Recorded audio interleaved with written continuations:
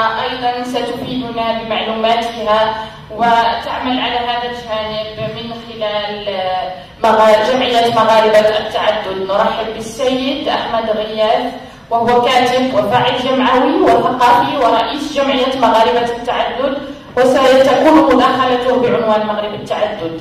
نشكره كثيرا رغم التزامه بالسفر، إلا أنه أبى أن يلبي دعوتنا قبل سفره.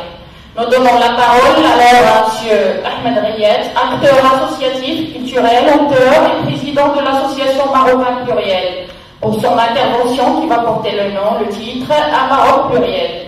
Je tiens à le remercier infiniment. Il a un temps serré par une obligation du voyage. Il a quand même voulu être là parmi nous avant de partir. Merci encore Ahmed Riyad, à vous la parole. Salam alaikum, Shalom.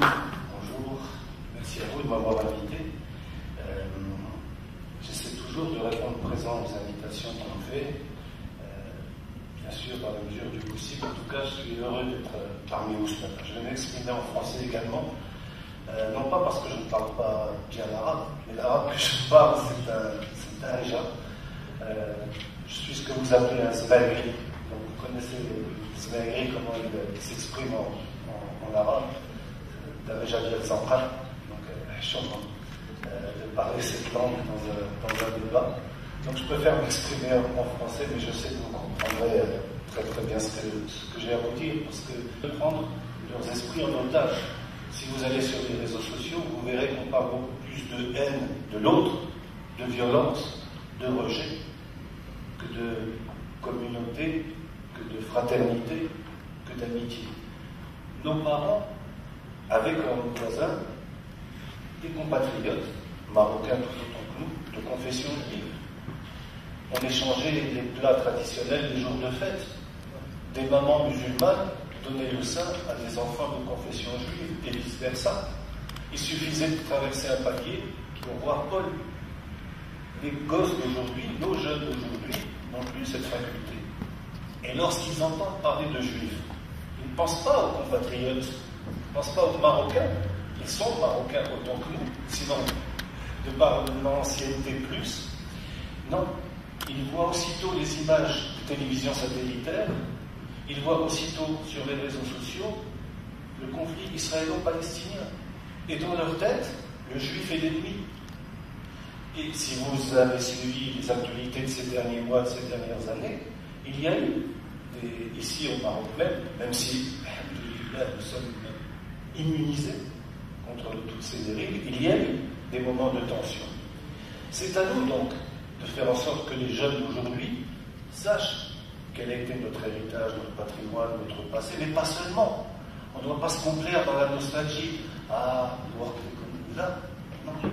Il faut penser à aujourd'hui, mais surtout penser à demain.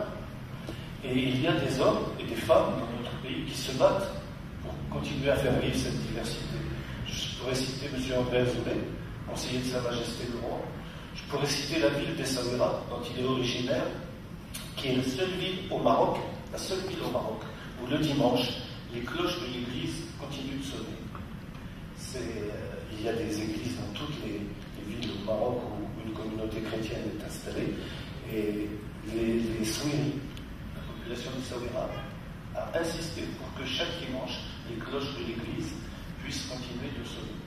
Donc, quoi de plus beau que d'emmener des gosses aujourd'hui, à un moment précis à Essaouira, entendre Adhan, l'appel à la prière, voir des compatriotes juifs entrer à la synagogue ou bien célébrer le Shabbat, et le dimanche matin, entendre sonner les cloches de l'église.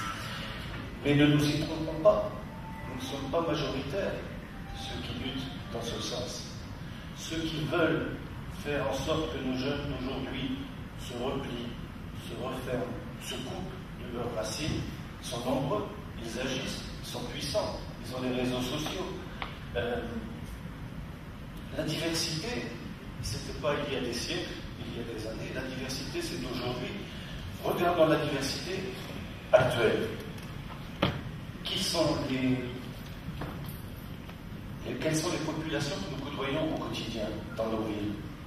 Les Européens, bien sûr, ça pose peu de problèmes, mais nous côtoyons de plus en plus les subsahariens.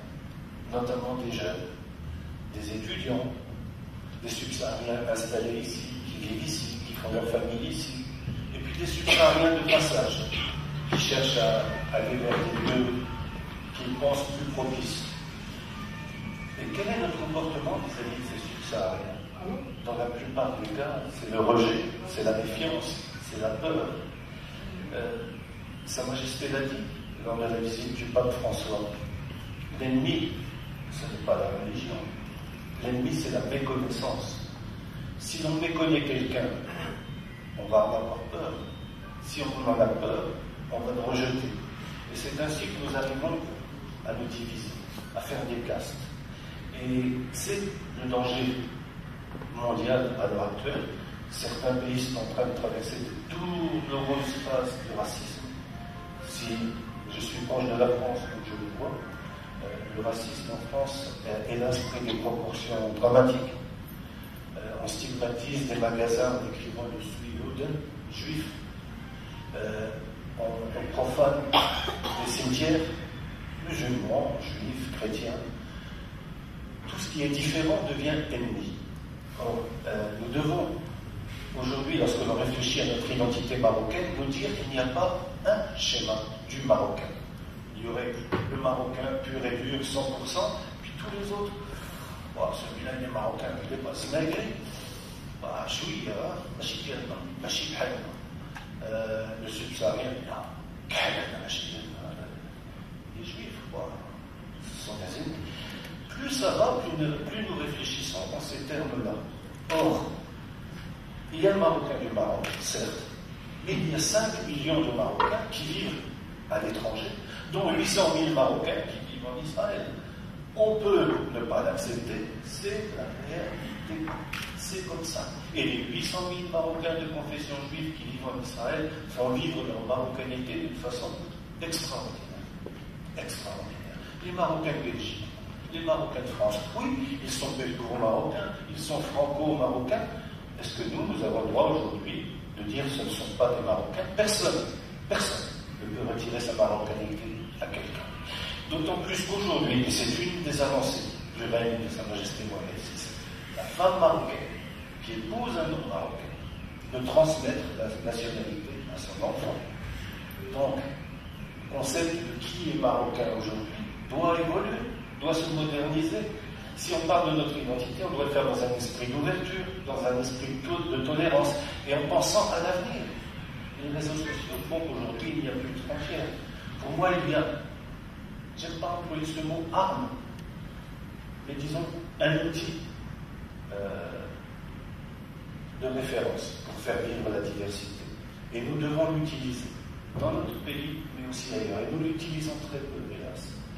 Très peu de partis politiques, très peu d'élus consacrent une place importante à la culture. Pourtant, la culture, c'est tout. Connaître la culture de l'autre, c'est déjà commencer à faire un pas vers lui. Paul l'a dit, la cuisine, moyen fabuleux de se rapprocher de l'autre en France. Le plat national, c'est pas le bifteck frit, c'est le couscous. Aujourd'hui, moi quand j'étais gosse en France, nos parents faisaient la prière dans les caves. Aujourd'hui, il y a de très belles mosquées en France. Alors bien sûr, il y a une partie de Français travaillés par le Front National et autres qui refusent. Mais c'est le sens de l'histoire. Ils n'y pourront rien. Tout comme nous devons accepter que sur notre sol vivent des subsahariens de confession chrétienne. Si aujourd'hui les églises de Mohamedia, de Gaza, de Marrakech, d'Oujda, de Tanger revivent, si aujourd'hui les paroisses revivent, c'est pas tant grâce aux Européens qui vivent sur notre sol, c'est grâce à toute cette communauté subsaharienne qui s'est installée ici. Allez voir les dimanches, les chorales, les gospels, ce sont très très très souvent des jeunes subsahariens. Donc, notre enjeu est là. Bien sûr, nous avons un riche passé, nous avons un présent sur lequel nous devons veiller, mais surtout nous devons penser à l'avenir. Éviter que nos enfants se fassent manipuler, qu'ils soient dans un repli faussement identitaire, où on leur ferait croire que le Marocain doit être pur et dur et rejeter tout ce qui n'est pas lui. Là est le danger. Le Maroc n'est jamais aussi beau que quand il s'ouvre à tous ses enfants que ce soit des Marocains de sang ou des Marocains de cœur. Merci.